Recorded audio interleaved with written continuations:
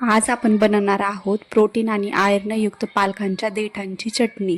तर मोस्टली काय होतं ना, आपण पालक तरी मार्केटमधून घेऊन येतो आणि पालकांच्या पानांची वगैरे वरण बनवतो किंवा भाजी वगैरे बनवतो. पण हे देठ आहेत ना, हे जास्त करून फेकण्यात जातात. पण पानांच्या तुलनेत देठामध्ये पण भरपूर प्रमाणामध्ये आयर्न आणि प्रोटीन असतं, जे की आपल्या शरीरासाठी चांगलं असतं. तर आज त्याचाच आपण उपयोग करणार आहोत. तर इथं लसण, मिरची आणि पालक हे एवढेच इन्ग्रेडियंट्स आपल्याला घ्यायचे आहेत आणि याच्यापासूनच आपल्याला हेल्दी असं शरीरासाठी पोषक प्रोटीन आयर्नयुक्त रेसिपी आपण बनवून घेणार आहोत.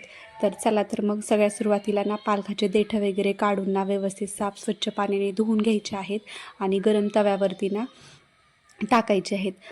टाकल्याच्या नंतर ना एकदम ते मऊ पडेपर्यंत आपल्याला तसंच भाजायचे आहे. त्याच्यामध्ये ऑइल वगैरे ॲड करायचं नाही आपल्याला. लगेच देठं छान पद्धतीने मऊ पडले ना, मग त्याच्यामध्ये थोडंसं तेल टाकायचं. आता देठं जर जास्तच मोठे मोठे असतील ना, तर वरची लेयर म्हणजे छिलका वगैरे निघतो, तार पकडल्यासारखा निघत असतो, दोरी निघाल्यासारखे. तर तसे धागे आपल्याला काढून घ्यायचे आहे, जेणेकरून आतला भाग जो आहे ना तो व्यवस्थित मऊ पडेल. मग सोबतच आपल्याला इथं थोडंसं ऑइल टाकल्याच्या नंतर मिरची आणि लसण पण सोबतच भाजून घ्यायचं आहे, जेणेकरून एकसाथ ते छान व्यवस्थितपणे भाजले जातील.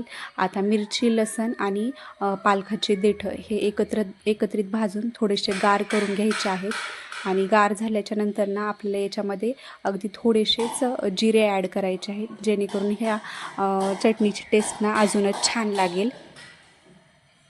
मिक्सरच्या जारमध्ये आपल्याला इथं आपण भाजून ठेवलेले सगळे इन्ग्रेडियंट्स टाकून घ्यायचे आहेत. त्याच्यामध्येच आपल्याला टाकायचं आहे 1 चमचा जिरे, चवीनुसार मीठ टाकायचं आहे आणि मिक्सरला छान बारीक करून घ्यायचं आहे. तर मस्त अशी ही चटणी बनवून तयार झाली आहे.